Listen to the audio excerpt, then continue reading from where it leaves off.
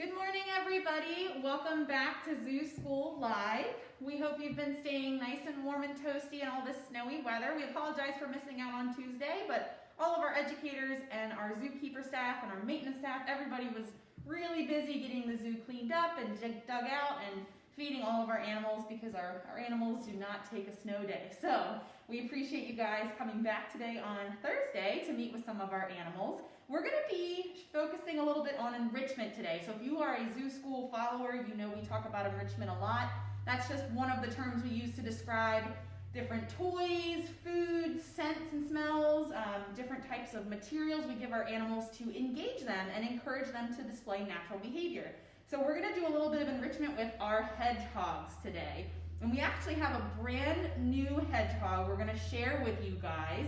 He came to the zoo like 2 months ago and has been slowly getting used to his new life as an ambassador here at Elmwood. So we're going to be introducing him a little bit towards the end. But we're going to start off with one of our zoo school favorites and one of our distance learning favorites. Her name is Junebug. And I have a couple different things set up for Junebug and our other hedgehogs today. We're going to try out some food enrichment in our little ball pit right here. We're going to hide I have some different snacks. So in case you didn't know, hedgehogs are what we call insectivores, and that means they eat bugs. So I have some mealworms in here today, and we're going to give them a try with some crickets. Now I'm not sure if they're going to be fast enough for the crickets, but we'll try. So we're going to have them explore in this bin to try to find some food. And then over here I have some different textures. We have a little tunnel set up, this adorable little bridge, a little bag. So we're going to let them explore in here. And then at the very end, so make sure you stick around, we're actually going to be doing some painting with our hedgehog. Now, if you guys enjoy watching this painting or if you've seen some of our painting before, you can actually sign up for a hedgehog encounter and get to do some painting on your own with one of our hedgies. So let's get our friend Junebug out. She might be a little grumpy in the morning here. We're going to see if she wants to come out. You guys can see I do have some little gloves on. That's just to make sure my hands are nice and safe because like other hedgehogs, Junebug does have little spines all over her body. So hedgehogs have specialized hairs. That's all that spines are, just like we have hair on our bodies. Now their spines are going to be hard and hollow and very, very pointy. Now that's a little bit different than quills. If you guys have watched any of our zoo schools with Pokey the porcupine, porcupines have quills. They are also a specialized type of hair, but the main difference is going to be that with hedgehogs, their spines are designed to stay on them, whereas quills on a porcupine actually are designed to come out. So porcupines can't shoot their quills, but they can release them. They can kind of fall out and grow new ones, and they shake them off sometimes. But spines on a hedgehog are pretty much there for good once they are born and they grow in. So this is our little friend Junebug. She is our only female hedgehog. And you can see, while she does have spines all over her body, she does not have them on her feet, her belly, or her face. So hedgehogs have special ways of protecting those very vulnerable parts. And we'll talk a little bit more about that with our other hedgehog, Gus, because he's really good at demonstrating. But let's see if June would like to do a little exploration, a little enrichment today. So you can see we've got this little ball pit set up, and she already knows the deal. So she has done this a few times, I would say. And what we're gonna do is we're gonna sprinkle some little mealworms. So these are little tiny worms that they love to eat, and we're gonna hide them in the balls here. And what this does is actually kind of replicates, in the wild, hedgehogs would be foraging for their food. They'd be exploring and looking around for it. And they would be burrowing and digging and kind of using their nose and their feet to push things around out of the way to try to find that food. So what we've created, while the ball pit looks really fun, it's actually also promoting her to do some natural behavior. So she's hit a little bit of a roadblock. I made it kind of complicated today. Let's see if we can kind of move this guy out of the way for her, see if she'll get going again. So what she has to do is she has to kind of slide those balls around and use her nose to sniff out that food and push things around, manipulate her environment. And this is a good activity to keep her active and also mentally engaged. So we want to make sure that she is using her body and her brain. And that's kind of the main point of enrichment, is to create a place and create some situations where animals stay active and mentally fit. So she is an expert at this, as you can see. Mealworms are one of her favorite snacks. Now, she does not eat mealworms all day, every day. Here at the zoo, we feed our hedgehogs some specialized hedgehog diet. So it's kind of like you might have cat or dog food at home that has all the different types of minerals and vitamins and the nutrition that your animal needs. It's just in a more specialized form. The same thing goes for our hedgehog diet. They also get some fruits and vegetables, so they're not strict insectivores. They don't only eat bugs, but they do enjoy bugs in the wild. So we do try to provide them with some snacks of the mealworm and cricket variety. I'm actually going to give a couple crickets a try with her because she's very motivated today. We're going to give her some that are not quite as fast as the others. We're just going to kind of toss them in there a little bit and see. I'll give like one or two that are kind of moving around. And let's see if she can track those little guys down. I'm actually not sure if Junebug is a cricket fan, so we're going to find that out today together. Oh, she's going to have to be faster than that, huh? There we go. Oh, she's trying. She is doing such a good job. Now, we might not always be able to create a ball pit situation for our other animals, but many of our animals, both ambassadors and on exhibit, do get food enrichment, or they get different setups like this to encourage feeding. You might see us use puzzle feeders sometimes. You might actually even have those at home for your own pets. And that just kind of creates a situation where they have to push the food around, move things around to get to it better. I'm going to clean up her little messy spot real quick. Thanks, June. There we go. Oh, she is on a roll. I think the crickets might be a little bit too fast for her, which is okay. So we're going to see if she wants one if I just kind of hand it to her. Do you like crickets, June? Let's see. Nope. That's okay. All right. You're doing such a nice job demonstrating here how you can move. So in the wild, they do burrow. So they have little claws on their feet that they would use to scratch the dirt away. And then, of course, that long nose. So they have an excellent sense of smell. And you can see she continuously sticks her nose to the ground. She moves around, trying to track down where those little insects are. But she also uses it to push things out of the way. So that nose has a couple different duties. It helps her to smell. It helps her to track down the food using her senses. But it also works as a little tool to push things out of the way. Now, they are normally nocturnal, and that means that they're active at nighttime. So you wouldn't necessarily see hedgehogs out and about in the daytime. In the wild, they're going to spend a lot of that time in the day sleeping, and that's for a couple different reasons. Animals like to be nocturnal because it's a good time. It provides them some cover at nighttime, and a lot of other little insects and arthropods, little animals that they would eat, are active at night as well. So it kind of gives them an advantage to be able to sneak through the shadows and hide, but also get those little animals that are also active at night. June, do you want to move on to the next stage? Okay, let's see. Since June has tracked down all of her mealworms, let's see if she'd like to explore our other little area. So instead of having some food, we have just a few little obstacles set up. We're going to see if she wants to explore. I was really hoping maybe we'll get her on that little bridge. She's, of course, going to go under the little bridge. She is very inclined to go under things. Again, that's just a natural habit for her. She would climb under and around instead of climbing over because she is pretty small. She's got short little legs, and on average, this is how big an African pygmy or a four-toed hedgehog is going to be, and that's the species that Junebug and our other two are. So you wouldn't necessarily find this species very commonly in the wild, but their close relatives would be from Africa and would live in kind of the desert or savanna areas, so grasslands, where there's a lot of dry space. They like heat. They like it nice and warm. She hasn't quite figured out our bag situation here or how to use the tunnel. But she is doing quite a nice job of sniffing around and exploring here. So we try to give our hedgehogs, other than food and smells, we also give them different textures to climb on, different tunnels to hide in. We have little paper here, this bag that she's really given it a go but hasn't quite figured out. All of these are different forms of enrichment to help keep them active and engaged. Hi, June. So June has done a very nice job, but we still have 2 more hedgehogs to meet, so we're going to let her come on out here. We'll get a nice close look one more time so we can say goodbye. Bye, June. You can see that nice little face the long nose. She does have some tiny little eyes and ears. Her ears are pretty great for listening. They do have an excellent sense of hearing, but their eyesight, not so great. All right, June, thanks for coming out and hanging with us. So we're going to say hello to our next hedgehog, who actually has the same birthday, is from the same litter as Junebug.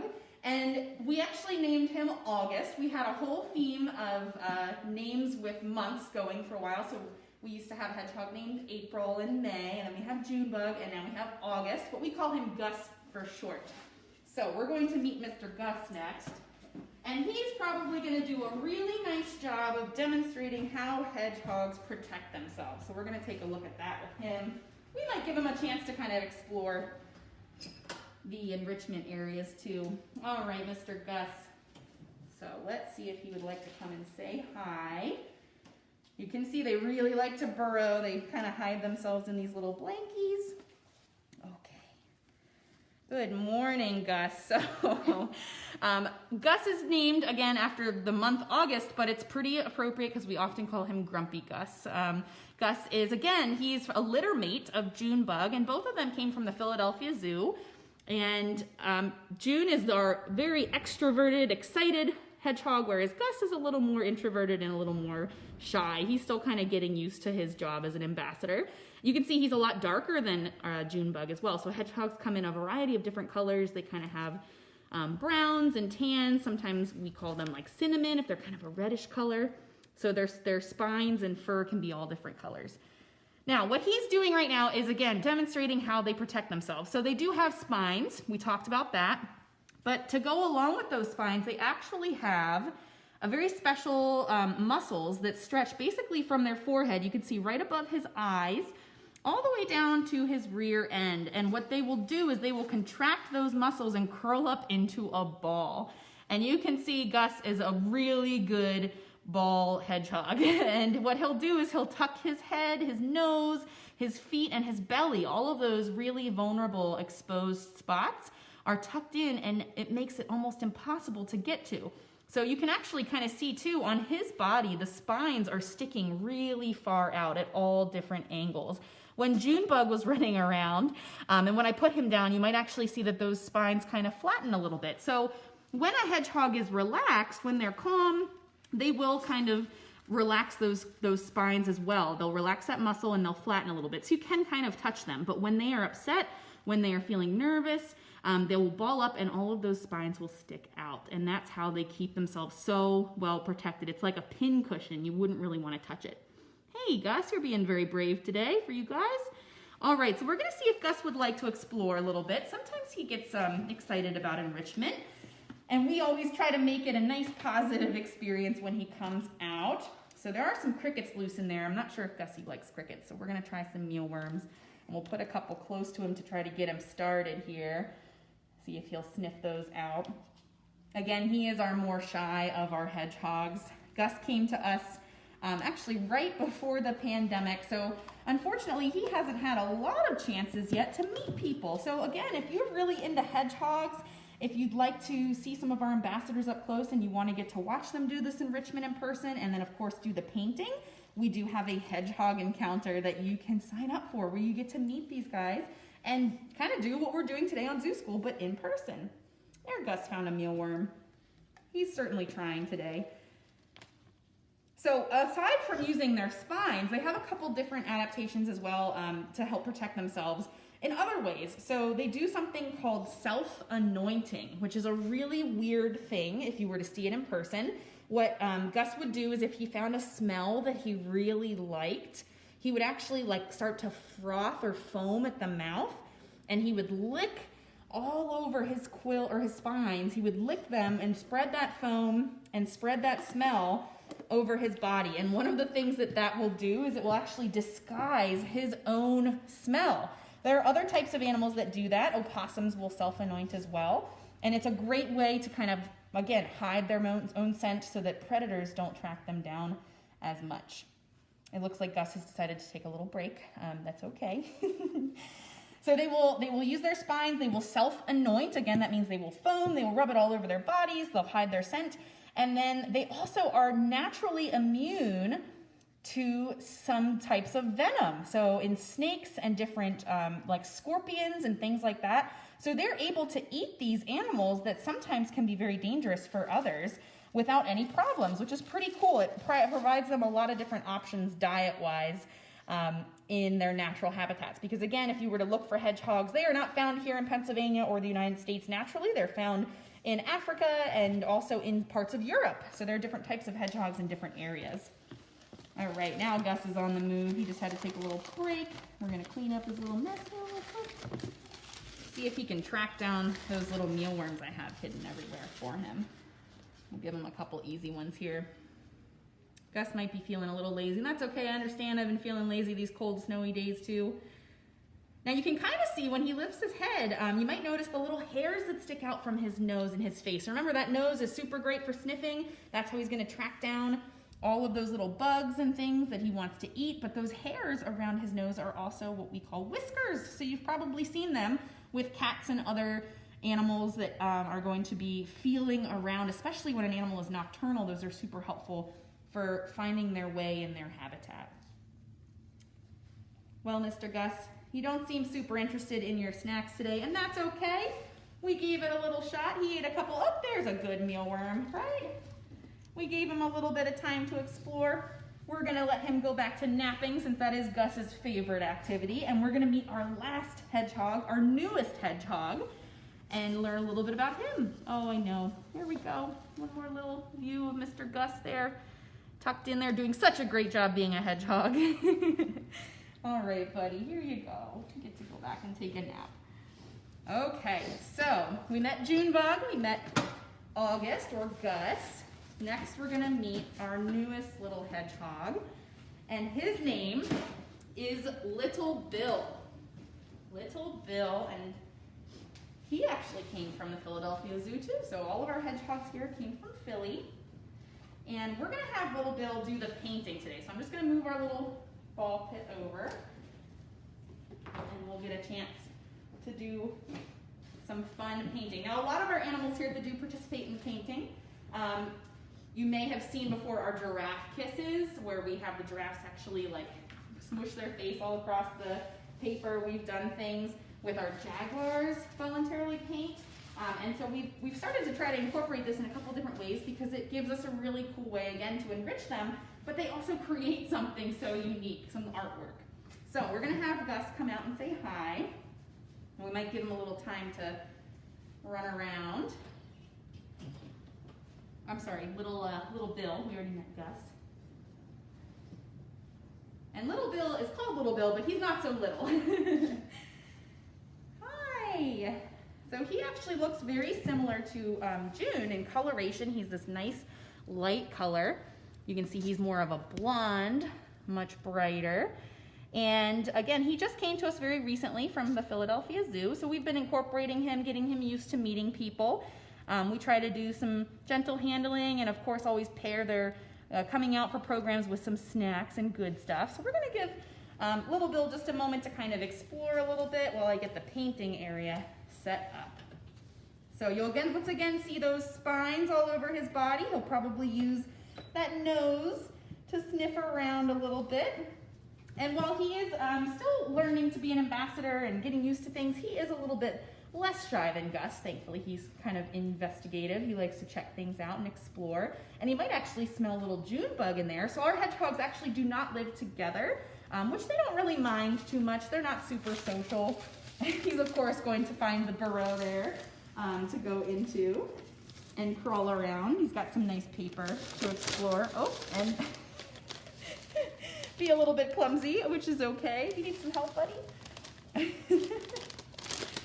So enrichment, again, can be scents and smells. It can be different textures, and it can be different physical activities, like climbing into a bag or rolling around and burrowing and doing those things that all keep him active.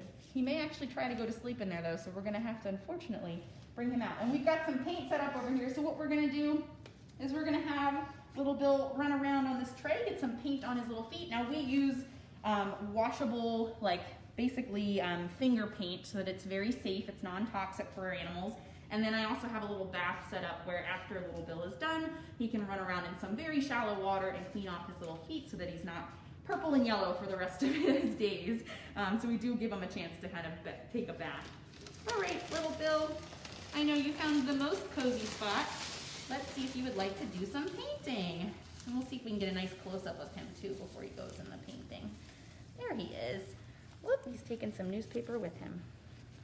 All right, so again, you can see that long nose, those tiny little eyes, and those big ears. All right, Bill, let's see what kind of Picasso level we've got today. So we're just gonna let him wander around a little bit. We're liking yellow, that's cool. I like yellow as well. You wanna try any more paint? Hi, says no, I'm done. And we're just gonna let him walk around a little bit on there. We didn't get a whole lot of paint that time, but we can try again. Let's try with some purple. There we go. That's a little bit better. Getting some nice colors there. Good job, buddy. So again, if you're really interested in learning more about hedgehogs and visiting with our hedgehogs a little bit, you can sign up for our hedgehog encounters and you'll get to help participate in some of these little paintings. And then the best part is that you'll get to take the painting home with you when you're all done. So you'll have a unique work of art from either Junebug or Gus or our friend Little Bill here, who's really digging the yellow today. That's his favorite color. That's right. It's a nice bright color for kind of a dreary day. You coming back over to get some more? Hi. We'll do one more pass here, and then we'll get a nice close-up of that beautiful art. Nice job, buddy. One more little step in there. Good job, bud. There we go. Oh, he had to add a little flourish at the end there. Little signature. Good job, buddy. All right, so we're gonna let him sit here on his little paper. Get a little bit of that off there, or on his little towel. And I'm gonna pull his little bath up here so he can clean off his little feet. All right, guys, take a look at that beautiful artwork done by wonderful Little Bill here. You can see some of his little paw prints all around. Such a nice little artwork, piece of art. A one of a kind, unique piece. All right, and we're gonna let him come on back out and do a little bit of bath time before he goes home. There we go. And we've got some nice warm water. Here we go. So surprisingly, hedgehogs are actually pretty good swimmers. We don't do a lot of swimming with our hedgehogs here, but they actually don't mind the water, especially because it's nice and warm, so it often kind of feels good on their little feet. Again, hedgehogs come from a warmer climate, at least this particular type of hedgehog, so they do enjoy lots of warmth and hotter temperatures than most of us. Almost all clean. Good job, buddy. So Bill did a great job for his very first debut. We're gonna see if he would like a little wheelworm for his troubles. Might be a little distracted, that's okay. He's enjoying his little bath time. All right, guys, so I think that's all we've got time for as far as our hedgehogs, but we'll take some questions. So I'm gonna have Little Bill go back into his little house and I'll pull Junebug out since she was very, very active, and we'll let her kind of run around to see if we have any questions about August, Junebug, or Little Bill. So remember, just like other zoo schools, if you want to know anything specifically about these guys, if you haven't already, throw those in the comments and we will take some time to read them. I'm just going to get the ball pit set back up and we'll bring Miss June back out since she was doing such a nice job exploring.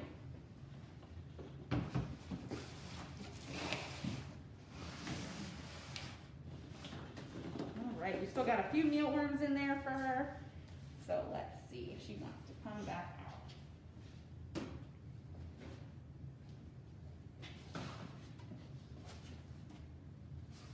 All right, Miss June.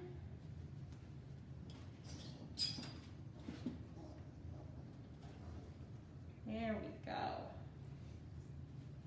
Got some more mealworms for you, little lady.